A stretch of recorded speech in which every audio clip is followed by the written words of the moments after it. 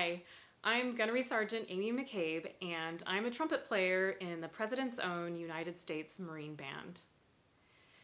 Have you ever been out to dinner with a bunch of friends and you're smiling and laughing and chatting and having a great time, and then you leave to go to the bathroom and you're washing your hands at the sink, and then you look up in the mirror and you see that you have a huge chunk of spinach in the middle of your two front teeth?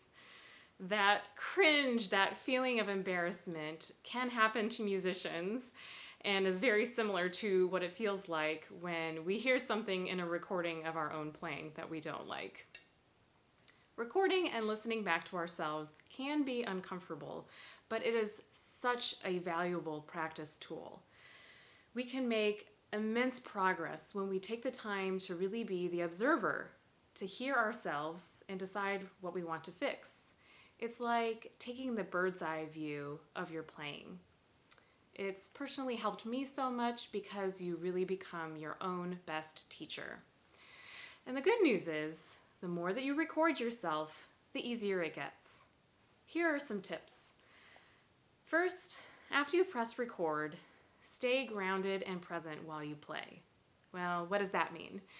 It means if you notice that your thoughts are going to the past, like, oh my gosh, I can't believe I just chipped that note, or maybe you're getting really tense and stressed about what's going to happen in the future, like, oh gosh, here comes that really hard passage or that high note, that means you're not in the present.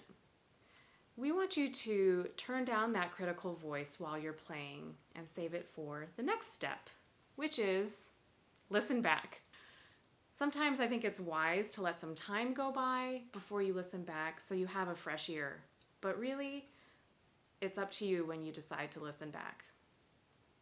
Sit in a comfortable space, press play, and start making a list of specific things that you hear.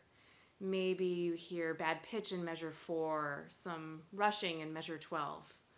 Or maybe you just hear some awkward breathing or phrasing that you didn't really intend. And don't be afraid to include some good things too. Next, practice the items on the list that bothered you. This process will help you identify and fix specific aspects of your playing and develop the skill of staying present while you create music. I challenge you to make a recording, listen back, make some notes, fix all of the things, and then record again. Time to get to work.